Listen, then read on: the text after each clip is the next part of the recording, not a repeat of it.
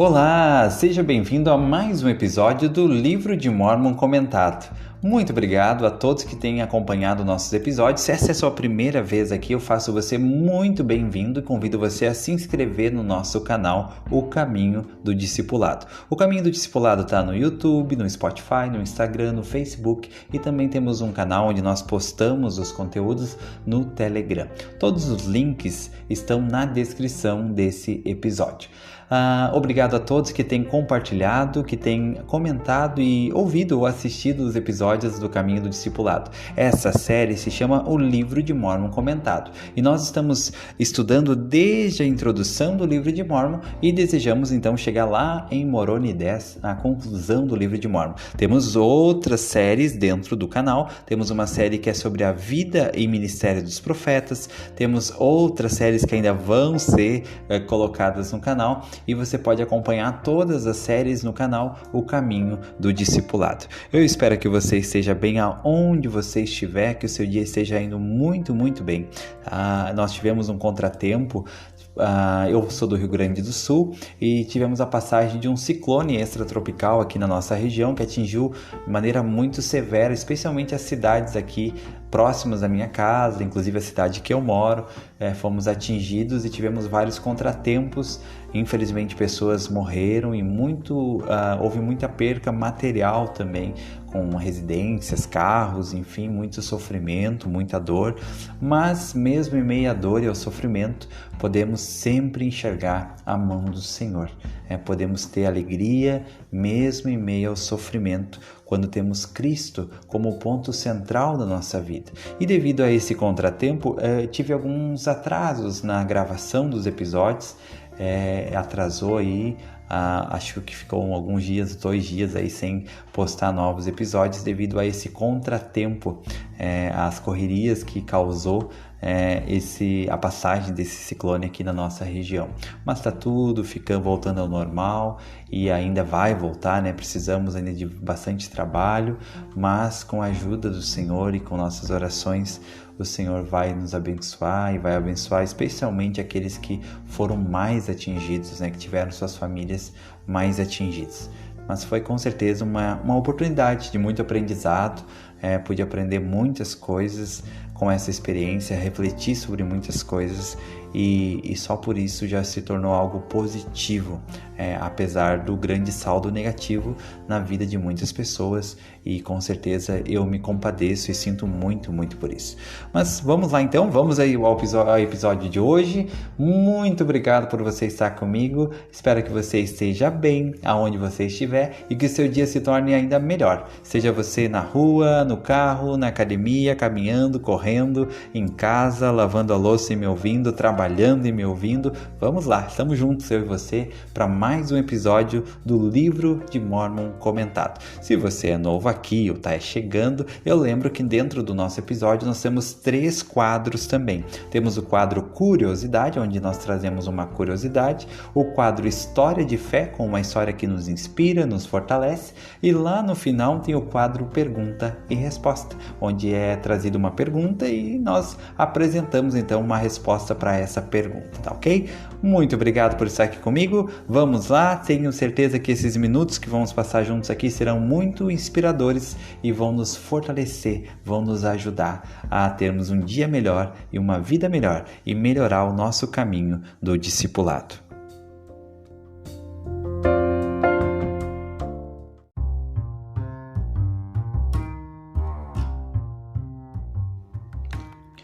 Curiosidade. Hoje, nesse episódio, vamos falar sobre a coligação de Israel. Então, eu procurei uma curiosidade sobre Israel, o nome de Israel. Então, a origem do nome Israel.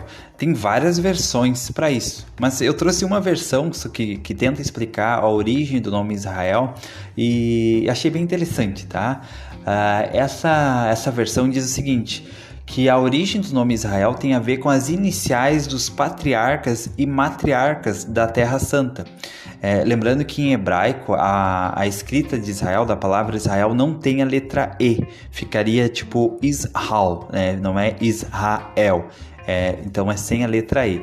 E aí, se nós pegarmos assim, as iniciais ficariam da seguinte forma: a letra I vem de Isaac, ou Jacó, que em hebraico é Yaakov. A segunda letra, a letra S de Israel, vem de Sara. A letra R vem de Raquel. A letra A de Abraão e a letra L de Léa. Então essa é uma versão, né? Não sei se é a mais ideal, mas é uma versão que explica a origem da construção do nome Israel, onde cada letra da palavra Israel é a inicial do nome de um patriarca ou de uma matriarca do Velho Testamento.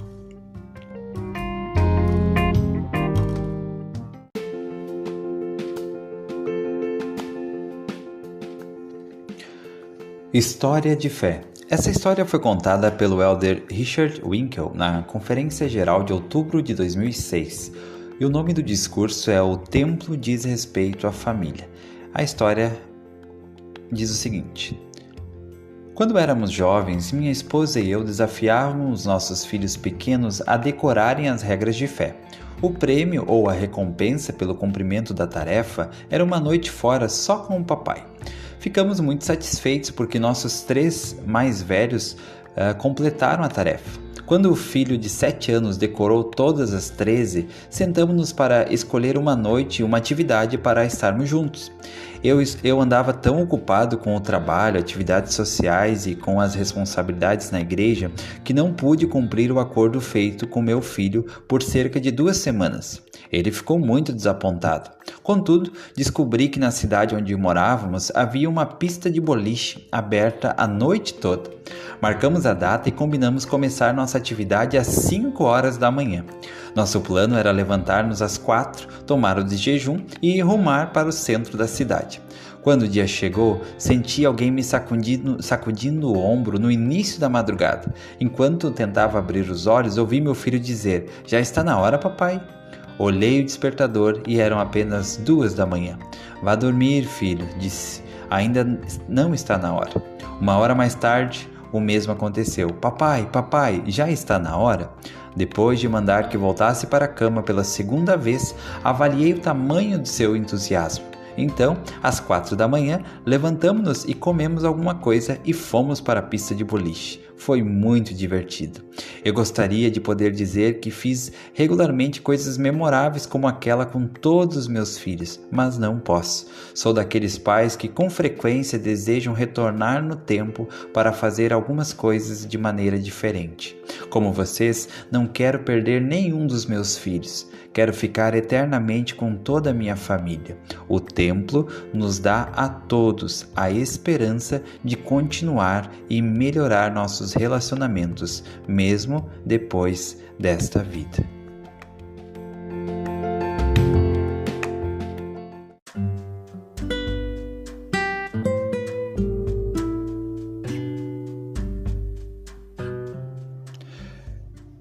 E vamos agora para a leitura dos versículos de hoje.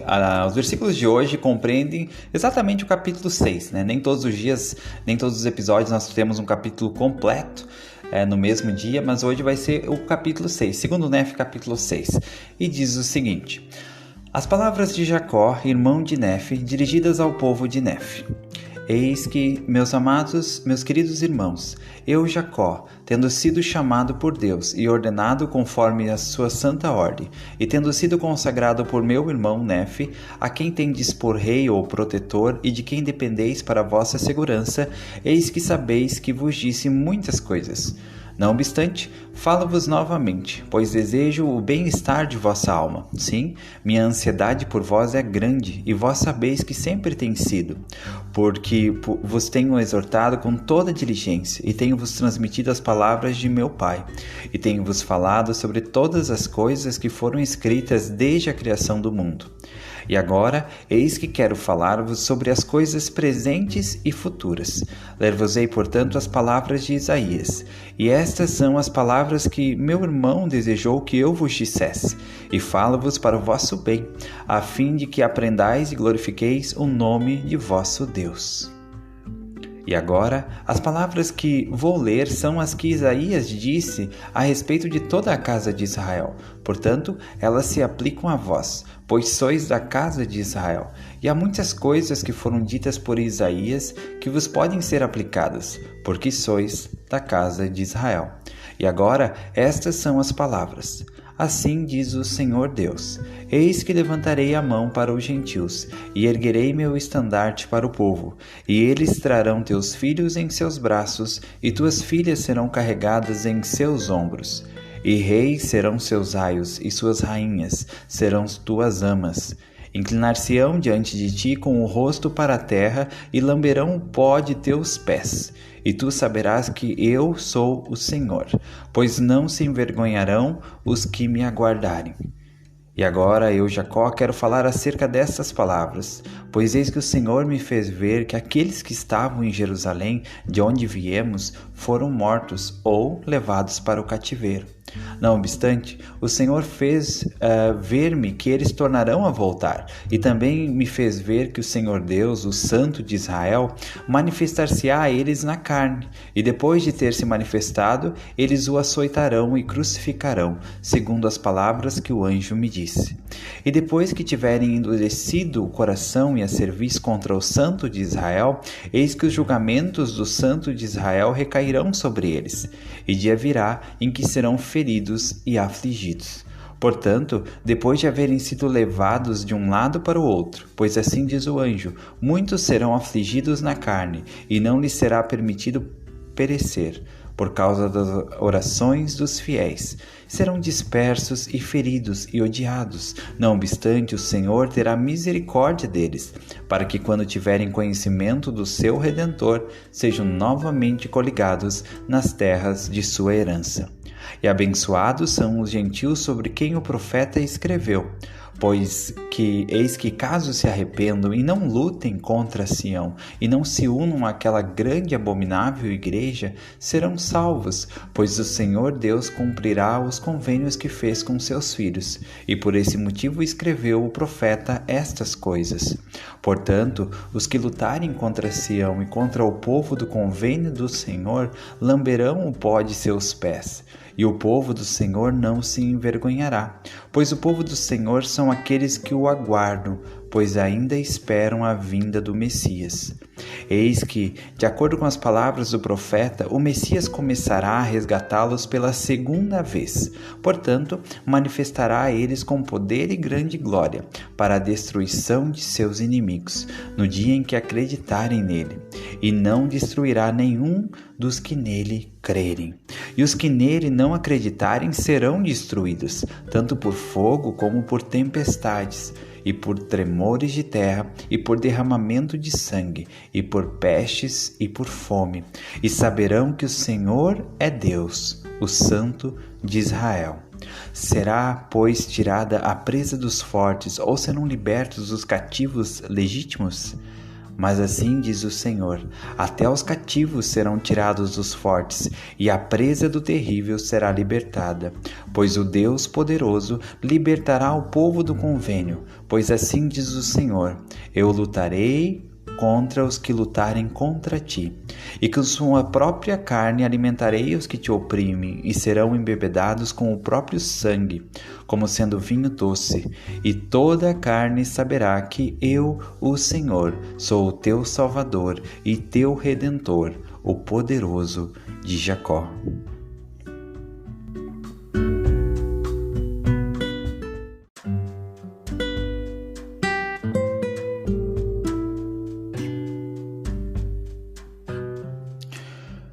O comentário que eu gostaria de tirar desse capítulo que nós acabamos de ler, talvez tenha muito, talvez não, tem muitas outras lições aqui, mas devido ao tempo, devido também à minha capacidade, talvez de poder exprimir mais lições, mas eu consigo ver várias outras lições aqui nesse capítulo, mas hoje eu gostaria de focar em uma única lição nesse capítulo. Está lá no versículo 11, segundo Nef 6:11, eu vou ler de novo rapidinho e diz assim: portanto, depois de haverem sido levados de um lado para o outro, pois assim diz o anjo, muitos serão afligidos na carne e não lhes será permitido perecer por causa das orações dos fiéis.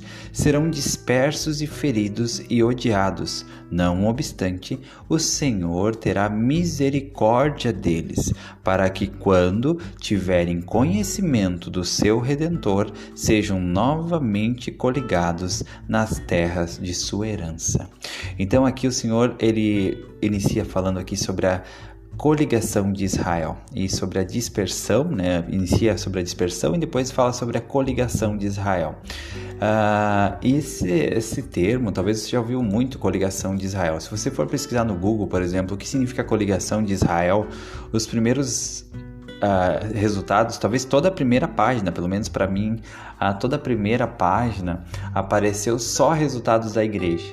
Então, não existe outra instituição atualmente no mundo que fale mais sobre coligação de Israel do que a Igreja de Jesus Cristo dos Santos Últimos Dias. E por que isso é um assunto tão importante para a Igreja, a coligação de Israel? Por que se fala tanto sobre isso? Por que tem tantos discursos e aulas e artigos falando sobre a coligação de Israel?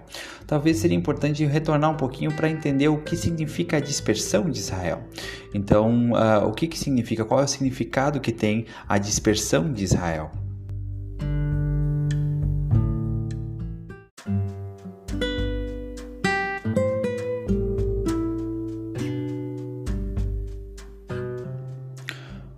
Para melhor entender isso, vamos tentar pegar algumas informações do contexto sobre Israel e depois aí vai ficar mais fácil entender a coligação de Israel.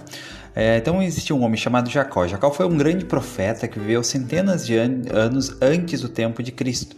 Por ter sido fiel, o Senhor deu-lhe um nome especial de Israel, que significa aquele que prevalece com Deus, ou que Deus prevaleça. Temos até um discurso do presidente Nelson falando sobre isso. Jacó teve 12 filhos. Esses filhos e suas respectivas famílias tornaram-se conhecidos como as 12 tribos de Israel. Jacó era neto de Abraão. O Senhor tinha feito um convênio com Abraão, um convênio eterno, o qual foi renovado com Isaac, que era filho de Abraão, e depois com Jacó, e depois com seus filhos. Deus prometeu nesse convênio que os israelitas seriam o seu povo do convênio, desde que obedecessem aos seus mandamentos. Eles seriam uma bênção para todas as nações do mundo, levando o evangelho e o sacerdócio. E dessa forma eles cumpririam a sua parte do convênio com o Senhor, e o Senhor cumpriria então a sua parte com eles.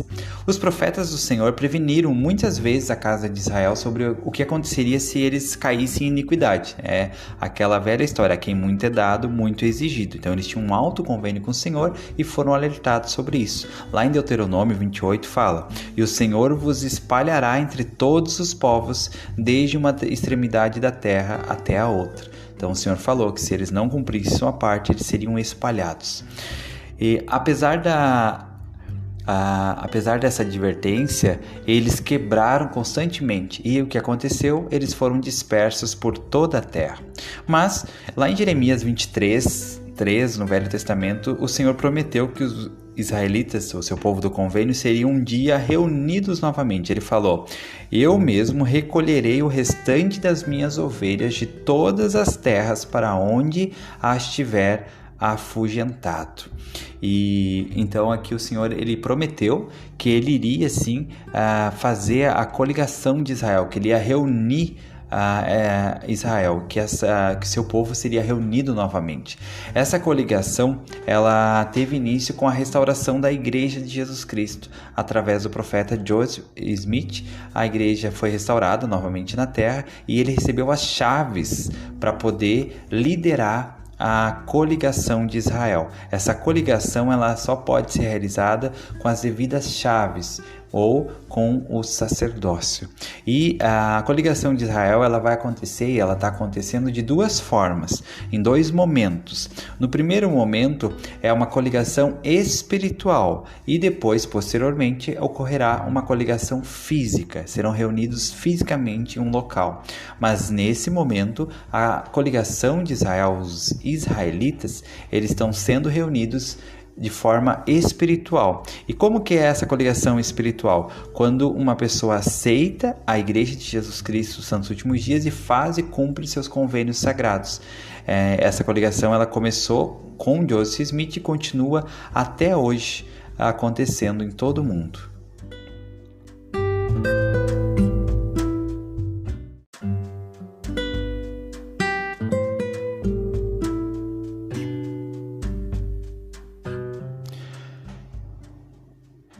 Talvez um dos profetas que mais falou sobre a coligação de Israel seja o presidente Nelson. O presidente Nelson, desde as primeiras mensagens que ele deixou após assumir como profeta, como presidente da Igreja de Jesus Cristo dos Santos Últimos Dias, ele repete muitas e muitas vezes esse tema, esse assunto, coligação de Israel. E aqui tem algumas palavras dele que ele falou em um devocional para os jovens da igreja. Logo que ele foi chamado, ele disse assim: participar da coligação de Israel exigirá alguns sacrifícios de sua parte. Talvez exija algumas mudanças em sua vida.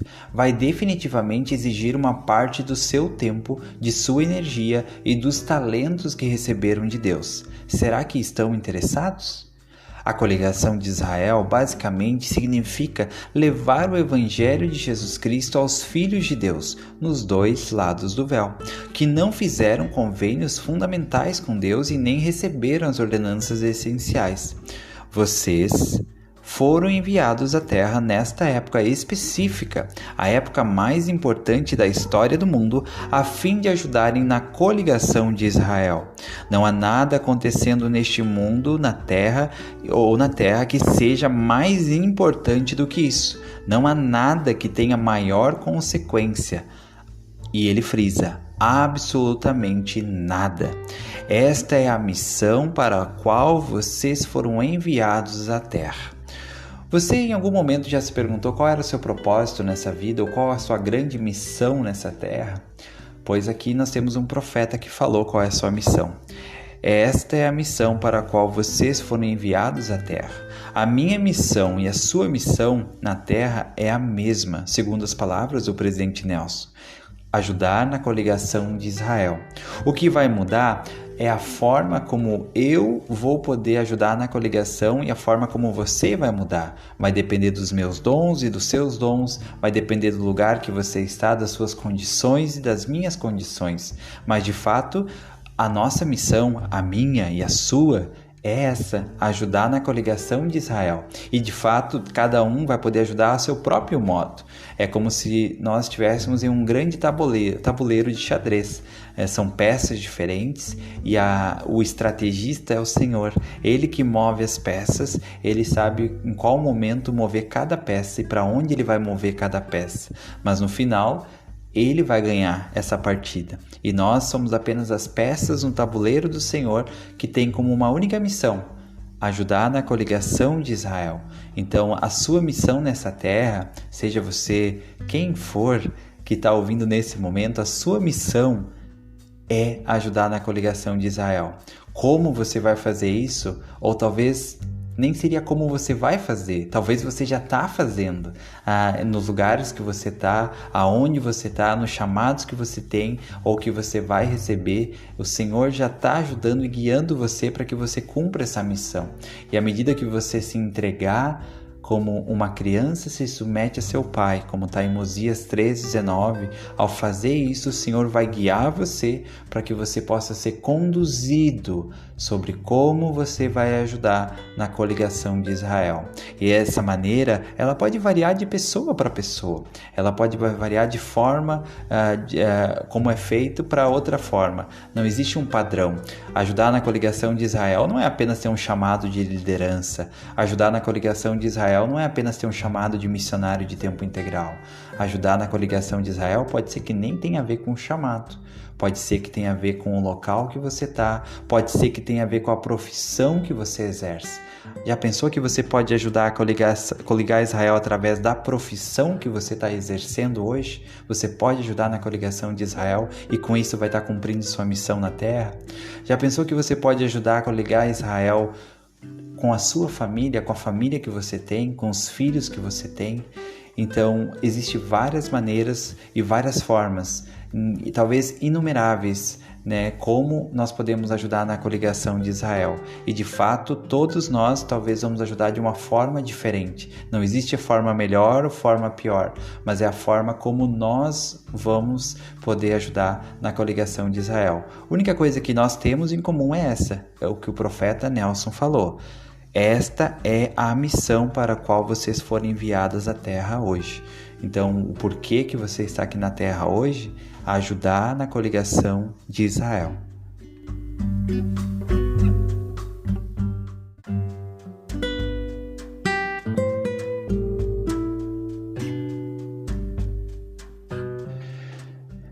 Muito bem, agora chegamos ao final, tá? Já falei aqui um pouquinho sobre o contexto, né? Trouxe um pouquinho do contexto, o que foi a dispersão de Israel, o que significa a coligação de Israel, o fato de que cada um de nós está envolvido nesse trabalho, né? Queira ou não queira, a gente nasceu aqui na Terra para isso, para ajudar na coligação de Israel. Se a gente vai ou não vai ajudar é uma escolha nossa, ninguém vai nos forçar, mas o profeta falou que essa é a missão de cada um de nós, ajudar na coligação de Israel. Mas como que eu posso tornar isso mais palpável? Como que eu posso tornar isso mais compreensível? O que significa coligar Israel? O que significa?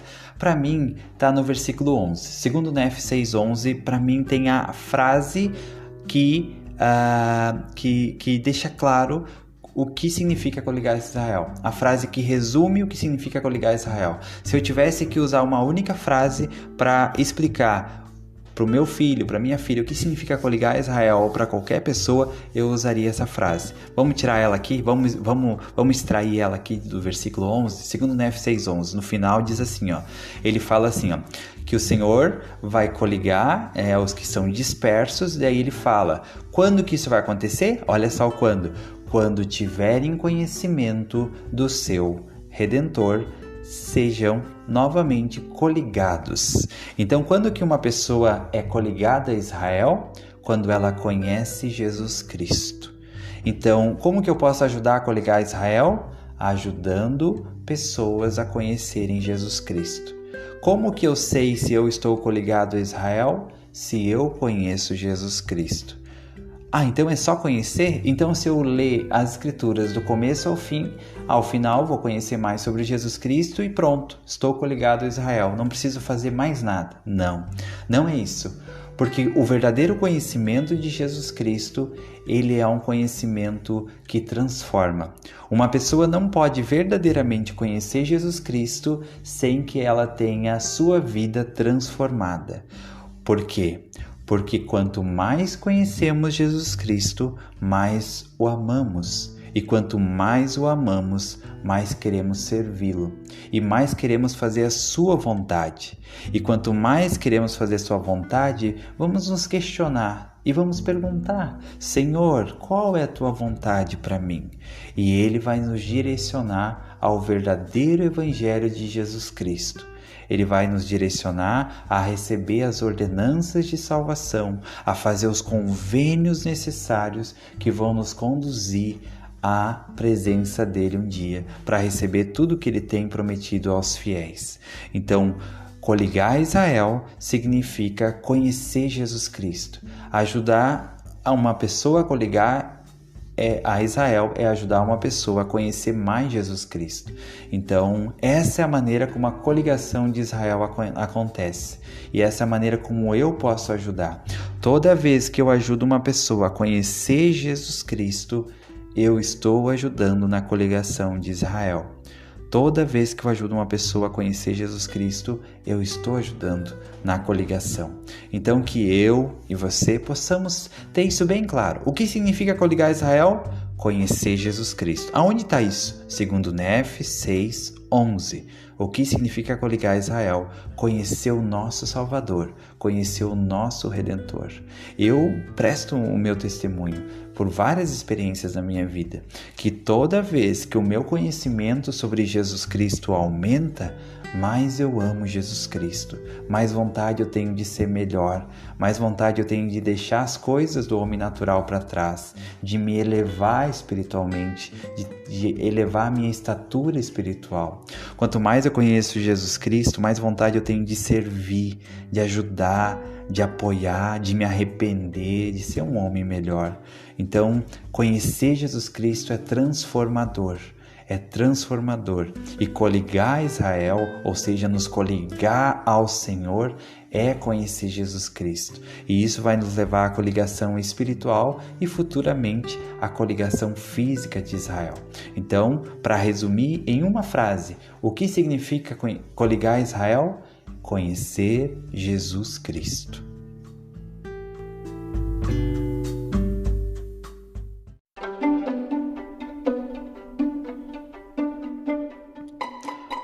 Pergunta e resposta. Como posso entender mais sobre o significado da coligação de Israel? A resposta talvez seja muito óbvia e simples para essa pergunta, mas a maneira inicial como você pode entender mais sobre a coligação de Israel é despendendo tempo para estudar sobre esse assunto. Existem muitos materiais, especialmente no conteúdo da igreja. Se você acessar o site da igreja, você pode ir ali no menu em cima onde fala bibliotecas, e daí você pode pesquisar em Biblioteca do Evangelho ou Conferência Geral, e você vai encontrar ali uma opção para você pesquisar, ou então você pode pesquisar mais sobre esse assunto na Biblioteca do Evangelho, que também tem uma versão em aplicativo, né, da Biblioteca do Evangelho, e você pode simplesmente colocar ali Coligação de Israel, e você vai encontrar muitos discursos, muitos devocionais, artigos da revista da igreja falando sobre coligação de Israel. Então eu recomendo que você inicie por aí, inicie estudando por aí, através de discursos, através de escrituras relacionadas a esse assunto. Também você vai poder entender mais sobre a coligação de Israel. É importante não se preocupar em entender todos os fatores, os fatos históricos, todo o significado, mas comece aos poucos, comece entendendo um pouquinho. No episódio de hoje, por exemplo, aqui desse episódio do nosso podcast, a gente entendeu que coligar Israel é conhecer Jesus Cristo. Então comece por aí. Isso já vai abrir um leque de opções para que você possa aumentar sua compreensão sobre a coligação de Israel. Simplesmente conhecendo mais Jesus Cristo. E também uma forma de você compreender melhor e entender melhor, né, a coligação de Israel.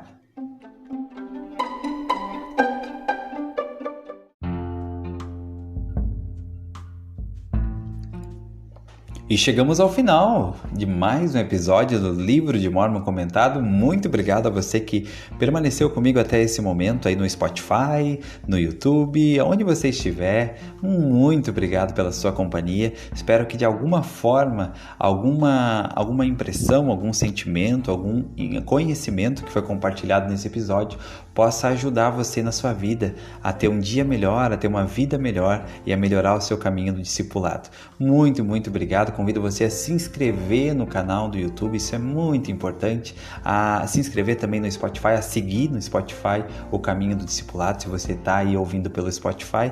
E muito obrigado pelo seu apoio, pelos comentários, obrigado por todos que têm colaborado com esse projeto, o Caminho do Discipulado. Desejo que você seja muito feliz e lembre-se sempre, Jesus Cristo é o caminho do discipulado.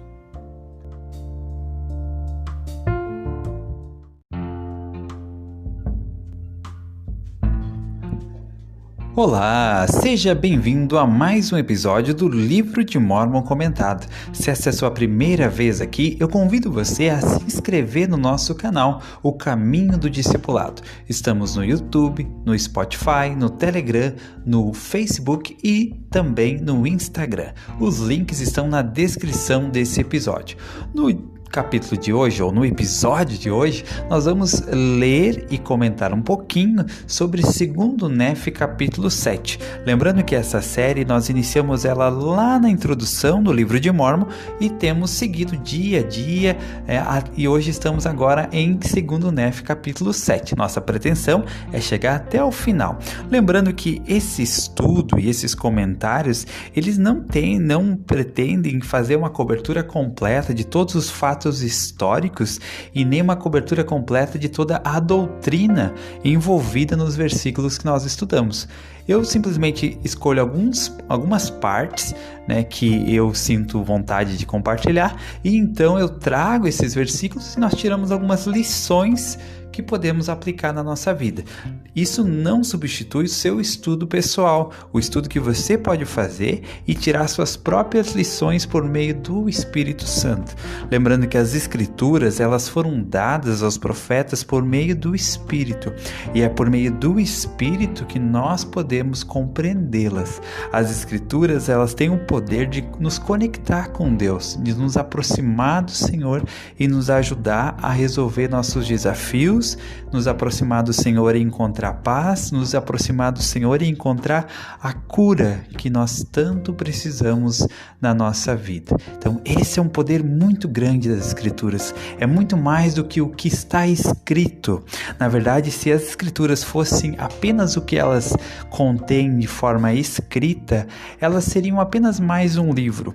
Mas as Escrituras, elas têm muito mais. Como elas foram dadas por meio do Espírito, não é as palavras delas que têm tanto poder, mas é o que está por trás das palavras. É o Espírito que emana quando nós estudamos as Escrituras, que nos fortalece espiritualmente.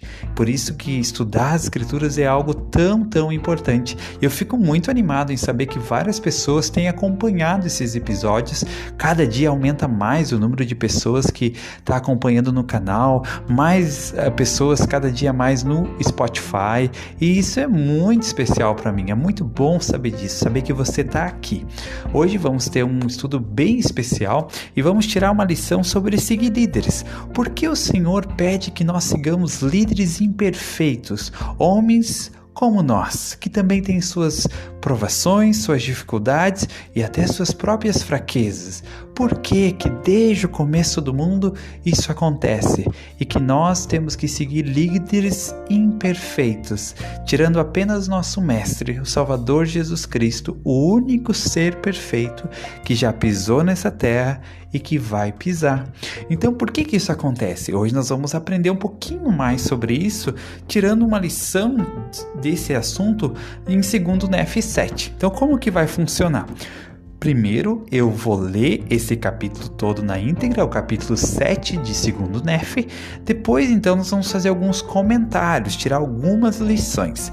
E se é a primeira vez que você está aqui, eu tenho que lembrar que nós temos também 3 quadros aqui no nosso episódio do Livro de Mórmon Comentado. O primeiro quadro se chama Curiosidade, onde nós trazemos uma curiosidade. O segundo quadro é História de Fé, uma história que vai fortalecer nossa fé, nosso testemunho, nos dá força.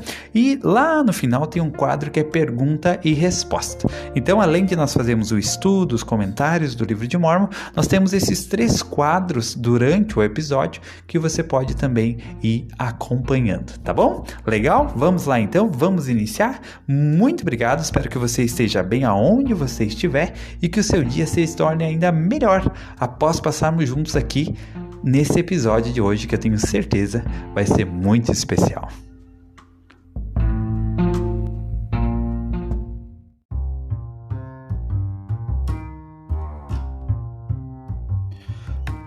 Curiosidade. No episódio de hoje nós vamos estudar e ler, como eu já disse, 2 Nef capítulo 7. Ele é baseado em Isaías 50. Então eu trouxe algumas curiosidades sobre o livro de Isaías e sobre o profeta Isaías. O livro de Isaías tem 66 capítulos. E Isaías, ele era filho de Amós. Seu nome significa Salvação de Jeová. Ele nasceu em torno de 760 a.C., embora alguns estudiosos da Bíblia entendam que seu nascimento ocorreu em 770 a.C. Ele era nativo de Jerusalém, no Reino do Sul. A tradição diz que Isaías era primo do rei Uzias, e ele casou-se provavelmente em 735 a.C. e teve 2 filhos. Sobre Isaías, a importância dele é tão grande que no Novo Testamento há 77 citações literais de palavras faladas por Isaías, registradas no livro de Isaías, e apenas 7 livros do Novo Testamento não tem nenhuma citação ou referência sobre Isaías. Isaías fala mais sobre o Messias do que qualquer outro profeta do Antigo Testamento.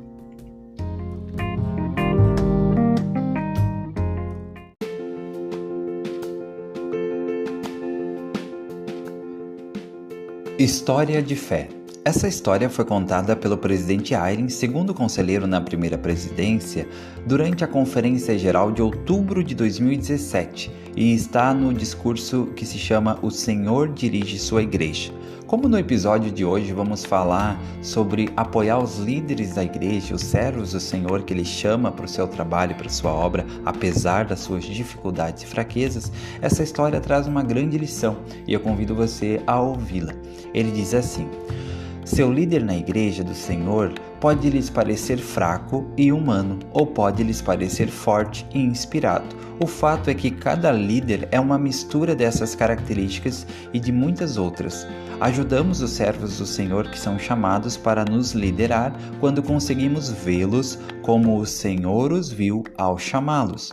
O Senhor vê seus servos perfeitamente, Ele vê seu potencial e seu futuro, e Ele sabe como a própria natureza deles pode ser mudada. Ele também sabe como eles podem ser mudados pelas experiências que terão com as pessoas a quem vão liderar.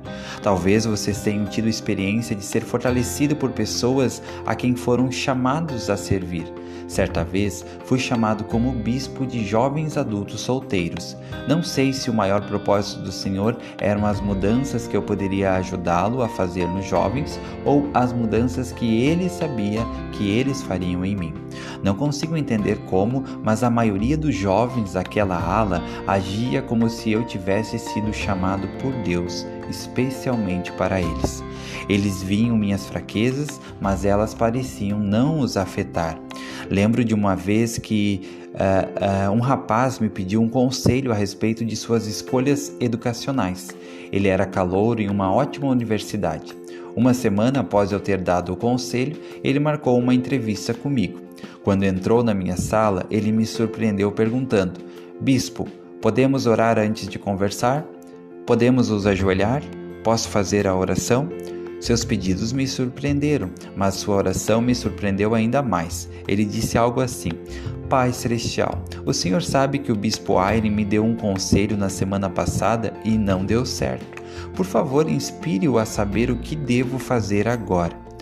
Podemos rir agora, mas na época eu não ri. Ele já sabia que o Senhor queria que ele fizesse, mas ele respeitava o ofício de bispo na igreja do Senhor e talvez quisesse me dar a chance de ganhar mais confiança para receber revelações nesse chamado. E deu certo. Assim que nos levantamos e depois de nos sentarmos, recebi a revelação. Disse-lhe o que senti e o que o Senhor desejava que ele fizesse. Ele tinha apenas 18 anos na época, mas era muito maduro espiritualmente. Ele já sabia que não precisava ir até o bispo para resolver esse tipo de problema, mas ele tinha aprendido a apoiar o servo do Senhor mesmo em suas fraquezas da mortalidade. Posteriormente, ele se tornou um presidente estaca. Levou com ele a lição que aprendemos juntos. Se tivermos fé que o Senhor dirige sua igreja por meio de revelação a esses servos imperfeitos a quem Ele chama, o Senhor abrirá janelas do céu para eles, assim como Ele as abrirá para vocês. Com essa experiência, aprendi a lição de que a fé das pessoas a quem servimos, por vezes maior do que a nossa própria fé, traz-nos revelação para o serviço do Senhor.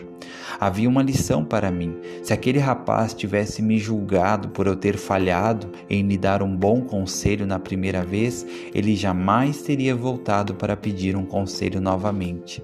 E assim, decidindo não me julgar, ele recebeu a confirmação que desejava. Outra lição tirada dessa experiência foi muito oportuna para mim.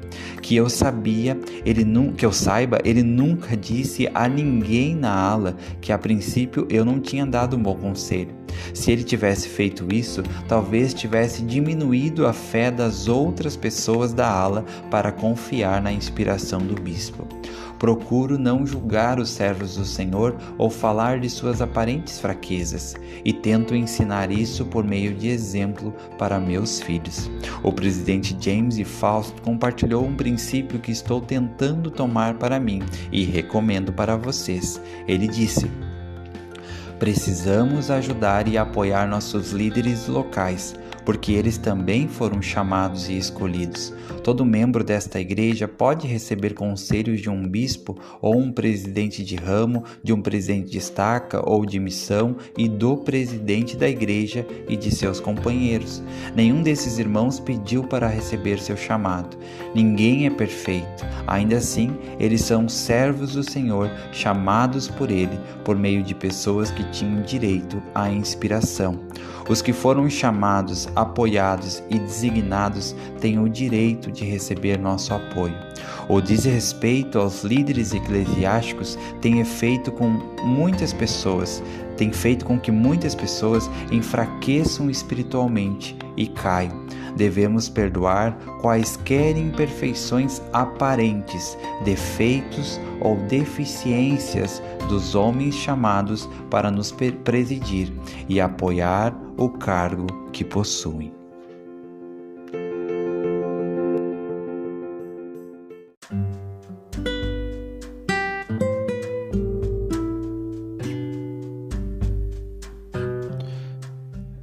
E vamos agora para a leitura dos versículos de hoje, que compreende o capítulo 7, segundo Nefe, capítulo 7, e diz assim: Sim, pois assim diz o Senhor, repudiei-te ou expulsei-te para sempre?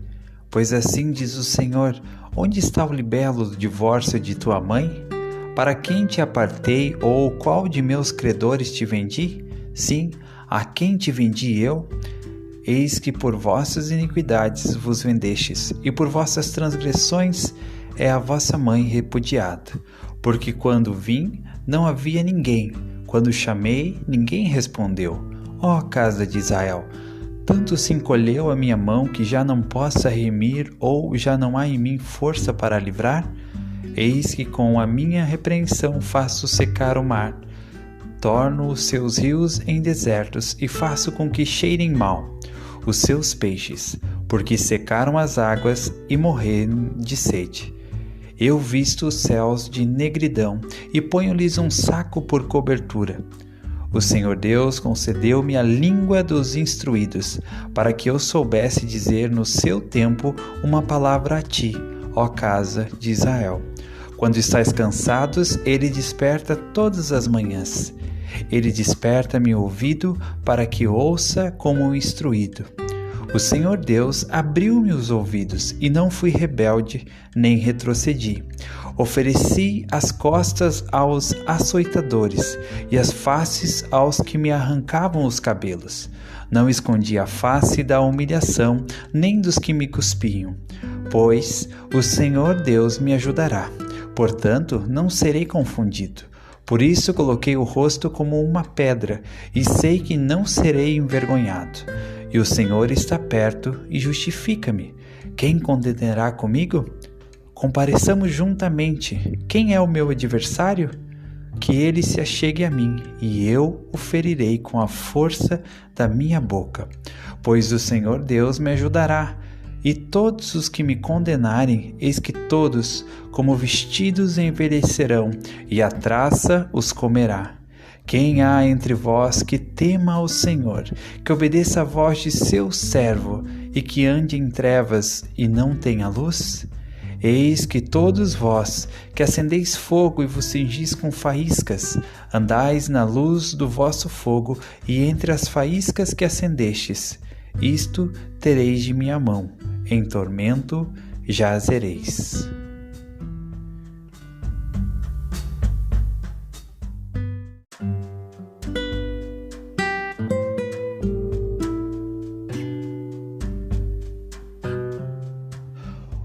Outra lição importante que podemos tirar aqui desse capítulo, segundo Nefe 7, está no versículo 10 e 11, que diz assim, versículo 10: Quem há entre vós que tema ao Senhor, que obedeça a voz de seu servo e que ande em trevas e não tenha luz? Então aqui tem uma referência, sobre o que seria obedecer à voz de seu servo. Essa referência leva a Doutrina e Convênios 1:38, diz: O que eu, Senhor, disse está dito, e não me desculpo. Ainda que passem os céus e a terra, minha palavra não passará, mas será toda cumprida, seja pela minha própria voz ou pela voz de meus servos, é o mesmo. Então aqui o Senhor faz, nesse versículo 10 de 2 Nef 7, diz, é uma promessa, é uma afirmação que o Senhor faz. Quem há entre vós que tema ao Senhor, que obedeça a voz de seu servo, que ande em trevas e não tenha luz. Então, para que nós possamos ter luz espiritual, nós precisamos estar alinhado com os profetas do Senhor, com o profeta escolhido por Deus. E isso inclui também estar alinhado com os líderes da igreja. Mas às vezes isso pode ser difícil, especialmente quando nós conseguimos perceber as falhas e imperfeições dos nossos líderes. Mas sempre foi assim. Quando o Salvador veio ao mundo e escolheu 12 apóstolos, eram homens imperfeitos. Temos o episódio em que próprio Pedro, ele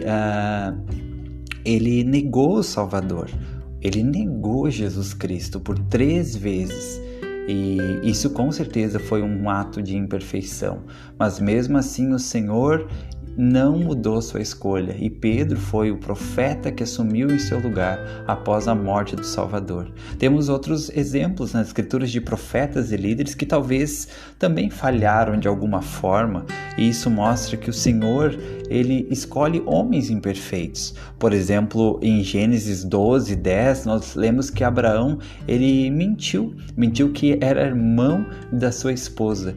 E mentir já era considerado algo errado naquela época, mas Abraão fez para proteger sua esposa.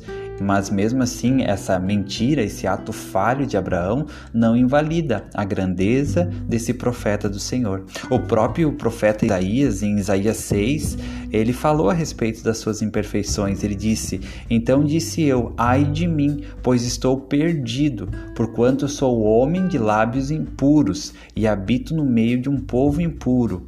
Porque meus olhos viram o Rei dos Exércitos. Porém, um dos serafins voou para mim, trazendo na sua mão uma brasa viva, que tomara do altar com uma tenaz. E com ela tocou a minha boca e disse: eis que isto tocou teus lábios, e já se tirou de ti a tua culpa, e já está expiado o teu pecado. Então aqui o próprio profeta Isaías trouxe à tona suas imperfeições. Em 2 Nef 16, nós podemos ver a história de Leí, que Leí teve um momento de fraqueza e que ele murmurou contra o Senhor. Então, por que eu trago esses relatos de falhas dos profetas e líderes? Porque às vezes parece que nós temos uma tendência, e muitas pessoas exigem uma perfeição dos profetas atuais e dos líderes locais da igreja. Parece que há um prazer em procurar falhas e motivos para não seguir e para falar mal dos seus líderes. Isso tem acontecido desde o início da restauração. Há relatos de pessoas, por exemplo, que achavam um absurdo quando viam um profeta ajudando nas tarefas da casa, o profeta Joseph Smith. Na época isso era algo que desonrava um homem e eles não admitiam ver um profeta fazendo aquilo. Também o profeta Joseph Smith gostava muito de brincar na rua, correr com os jovens. E algumas pessoas diziam que esse não deveria ser um profeta do Senhor, porque estava fazendo aquilo. Então elas procuravam as imperfeições do líder para ter um motivo para não seguir. Cobrar a perfeição dos líderes pode ser, na verdade, um grande ato de covardia, né? Porque quem de nós é perfeito? E talvez isso possa ter até uma desculpa para aqueles que precisam de um motivo para justificar a sua indisposição de fazer a vontade de Deus.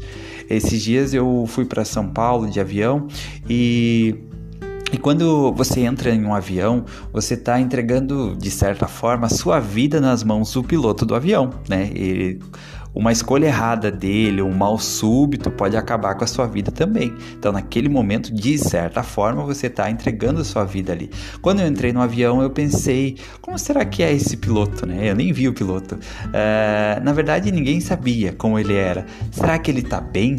Será que ele pode estar tendo problemas familiares, conjugais? Será que ele dormiu bem na noite passada? Será que ele está sóbrio, esse piloto? Eu percebi que todos entraram no avião e ninguém, de certa forma, estava preocupado com isso. Todos confiavam que aquele piloto estava ali porque alguém acima dele já tinha feito as necessárias e que esse alguém acima dele sabe o que está fazendo, e por isso nós não precisávamos nos preocupar em verificar as possíveis imperfeições ou falhas daquele piloto. Mas todos nós, naquele avião, confiamos que podíamos confiar nele, e que mesmo que com suas possíveis imperfeições, aquele piloto seria capaz de nos conduzir em segurança ao destino que precisávamos chegar.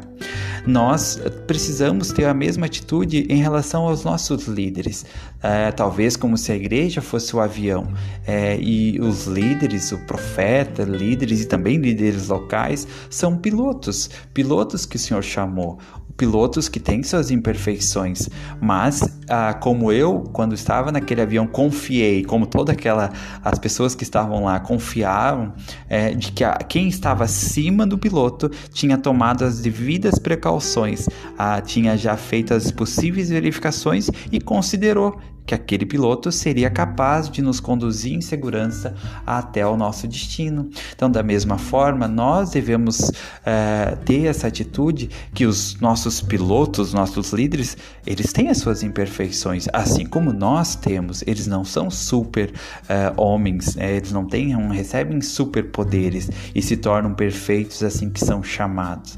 Mas nós confiamos que quem está acima deles, que é o Senhor, já tomou as devidas precauções e que vai ajudá-los a nos conduzir em segurança até o nosso destino. Nós precisamos dos nossos líderes para poder nos achegar ao Senhor, pois é através deles que nós podemos receber as devidas recomendações necessárias para poder receber as ordenanças de salvação. Uma pessoa, por melhor que ela seja, por mais justa, mais digna ou até mais perfeita do que o seu líder, ela não pode por conta própria se batizar, não pode por conta própria tomar o sacramento e não pode por conta própria entrar no templo. Então essa é a linha como o Senhor estabeleceu para que nós possamos receber as ordenanças de salvação. Também nós precisamos de revelação atual para os tempos atuais. O profeta atual será sempre o profeta mais importante da nossa vida.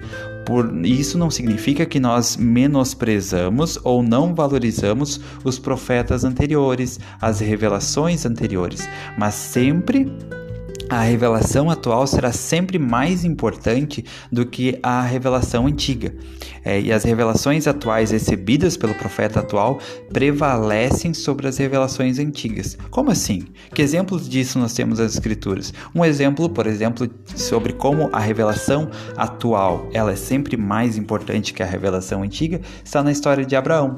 Quando Abraão recebeu ordens do anjo, ou seja, ele recebeu uma revelação de que ele deveria matar seu filho Isaque, ele obedeceu. Ele fez os preparativos e subiu ao monte. Quando ele chegou no monte, ele recebeu uma nova revelação. E a revelação mudou. Agora a revelação era de que ele não deveria matar Isaque. Isaque não deveria ser sacrificado. E o Senhor providenciou um cordeiro. O que aconteceria se Abraão dissesse: não, está errado, lá embaixo foi-me revelado que deveria sacrificar Isaque, e é assim que eu vou fazer, eu já recebi essa revelação. Consegue imaginar se Abraão tivesse essa atitude de ignorar a revelação atual, porque ele já tinha recebido uma revelação no passado e que era diferente? Então, por isso, as revelações atuais, elas são sempre mais importantes quando recebidas por meio do servo autorizado de Deus. A revelação atual, ela sempre prevalece sobre as revelações passadas. E o profeta atual, os nossos líderes atuais, eles são o profeta e os líderes mais importantes da nossa vida, porque é eles que foram escolhidos para serem os pilotos do avião nesse momento, nessa etapa da corrida da vida, e por isso nós devemos confiar neles, confiando que eles foram chamados por Deus. Toda vez que nós colocamos em xeque o chamado de um líder, nós estamos colocando em xeque a nossa fé e o nosso testemunho. Logo, se eu duvido do chamado de um único líder, eu duvido que a pessoa que fez o chamado daquele líder também não foi chamada por Deus, e de que a pessoa que chamou essa pessoa também não foi chamada por Deus, até que isso vai dar lá no final e vai anular toda a minha fé e o meu testemunho. Eu não posso, por exemplo, dizer que que eu acredito, que eu tenho um testemunho que o profeta, hoje nosso presidente Russell M. Nelson, é o profeta de Deus, mas que eu não confio que o meu líder local não foi chamado por Deus. Uma coisa anula a outra. Talvez por isso, quando nós vamos ao templo, nós temos 3 perguntas aqui. A primeira pergunta diz assim: você apoia o presidente da Igreja de Jesus Cristo dos Santos Últimos Dias como profeta, vidente e revelador e como a única pessoa na terra autorizada a exercer todas as chaves do sacerdócio? A próxima pergunta diz assim: você apoia os membros da primeira presidência e do quórum dos 12 apóstolos como profetas, videntes e reveladores? E a outra pergunta diz assim: você apoia as autoridades gerais e os líderes locais da igreja? A pergunta aqui nos 3 casos é: você apoia.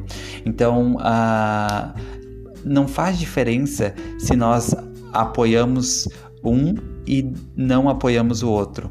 A diferença é que se eu apoio o profeta, mas não apoio o meu líder local, eu estou anulando o meu apoio ao profeta. Eu estou anulando o meu testemunho sobre o profeta. E da mesma forma, ao contrário. Se eu apoio o meu líder local, mas eu não apoio o profeta, eu coloco dúvidas sobre o chamado dele, automaticamente eu estou deixando de apoiar o meu líder local. Então é importante que nós possamos estar alinhados. Isso é o que está aqui. Essa promessa em 2 Nef 7,10: quem há entre vós que tema ao Senhor, que obedeça à voz de seu servo e que ande em trevas e não tenha luz? Eu sei que quando nós estamos alinhados com os nossos líderes e com o profeta do Senhor, apesar das suas imperfeições, você pode ter certeza que eles têm imperfeições e muitas imperfeições. Apesar disso, se nós confiamos que eles foram chamados por Deus, nós seremos abençoados. E como está aqui no versículo 10, andaremos na luz e não em trevas. O problema está no versículo 11, que diz assim: eis que todos vós que acendeis fogo e vos cingis com faíscas e andais na luz do vosso fogo e entre as faíscas que acendestes, isso tereis de minha mão, em tormento jazereis. Então aqui às vezes nós temos um pouquinho de conhecimento, nós achamos que nós sabemos, nós achamos que nós somos melhores e temos condições de apontar o dedo, de julgar, e aí acontece o que está no versículo 11. Começamos a andar na luz do nosso próprio fogo e entre as nossas próprias faíscas. E isso não vai nos conduzir à luz. Andaremos apenas em faíscas espirituais, um pouquinho de luz aqui, um pouquinho de luz ali. Mas essa luz não vai ser suficiente para nós poder aguentar e esperar a chegada do noivo quando ele retornar. Então eu sei que seguir os profetas do Senhor, seguir os líderes do Senhor é muito, muito importante e que nós precisamos ter um testemunho disso. Toda vez que nós anulamos nossa fé ou colocamos em xeque nossa fé a respeito de um líder, de um profeta do Senhor, nós estamos colocando a nossa fé em xeque a respeito de tudo mais. Não tem como apenas uma parte do evangelho ser verdadeira e outra ser falsa. Não tem como. Ou é verdadeiro ou é falso. Ou é do Senhor, ou não é do Senhor. Então que nós possamos buscar nosso próprio testemunho a respeito dos líderes e a respeito dos servos do Senhor. Que nós possamos estar alinhados a tudo que o profeta falar, tudo que ele nos revelar, cada convite que ele nos faz, seja ele, seja seus conselheiros, seja os 12 apóstolos, ou em âmbito local, seguindo conselhos dos nossos líderes, nós seremos abençoados, seremos protegidos espiritualmente. E eu sei que isso é verdade, eu sei que o Senhor vai nos conduzir, vai nos abençoar, apesar das imperfeições dos nossos líderes, que eles possam e que eles têm, porque são homens, são pessoas. Nós vimos aqui vários relatos nas Escrituras de profetas que também tinham suas imperfeições. Então, por que pensar isso, né? Por que pensar que um líder ele vai ser perfeito, ele precisa ser perfeito apenas porque ele é líder, apenas porque ele foi chamado para um cargo de liderança?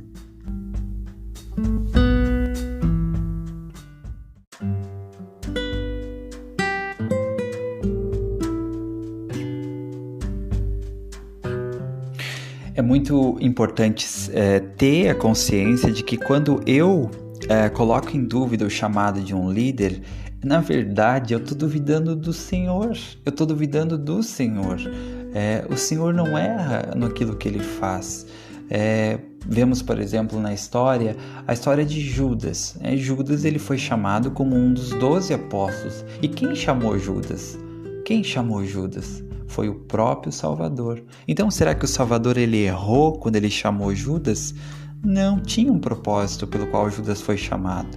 E Judas, na verdade, ainda nós podemos aprender com ele. Judas teve comprometimento com Jesus e não havia nenhuma razão para se pensar nada além de que ele era sincero na sua fé. Assim como os outros discípulos, ele deixou tudo para seguir o Salvador. Ele também deixou suas redes para trás para seguir o Salvador. Judas estava ativamente envolvido com o ministério e foram dados dons espirituais para ele.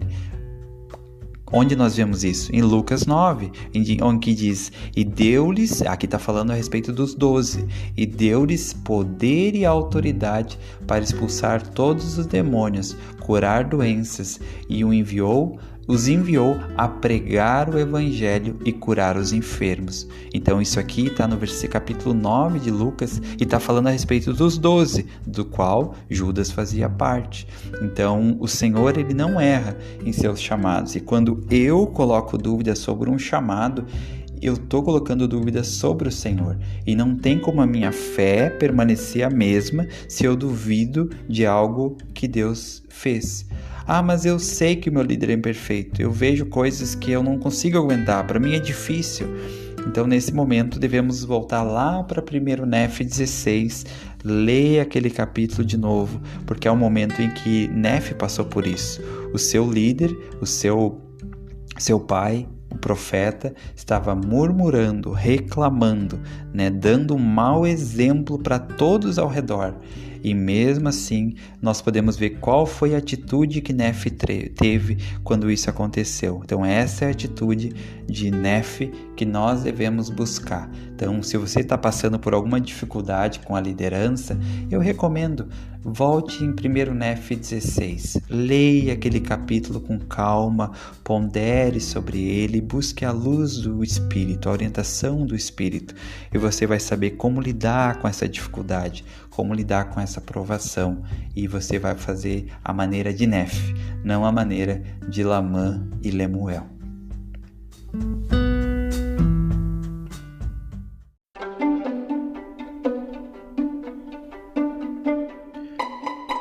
Pergunta e resposta. A pergunta de hoje é a seguinte: fui ofendido por um membro ou por um líder da igreja. Como devo reagir?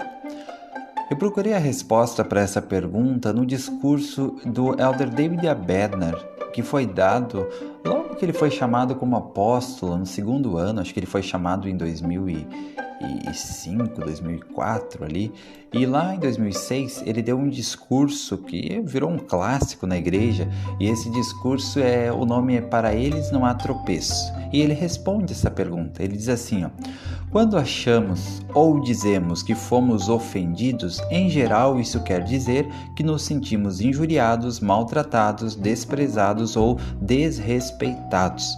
Certamente ocorrem coisas irrefletidas, constrangedoras, censuráveis e mesquinhas entre nossas interações com outras pessoas que podem fazer com que nos sintamos ofendidos.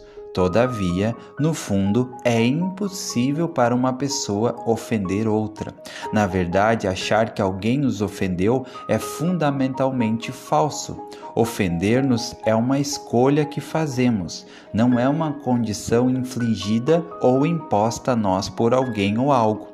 Na grande divisão de todas as criações de Deus, há coisas que agem e outras que recebem ação, conforme está em 2 Nefe, capítulo 2, versículo 13 e 14.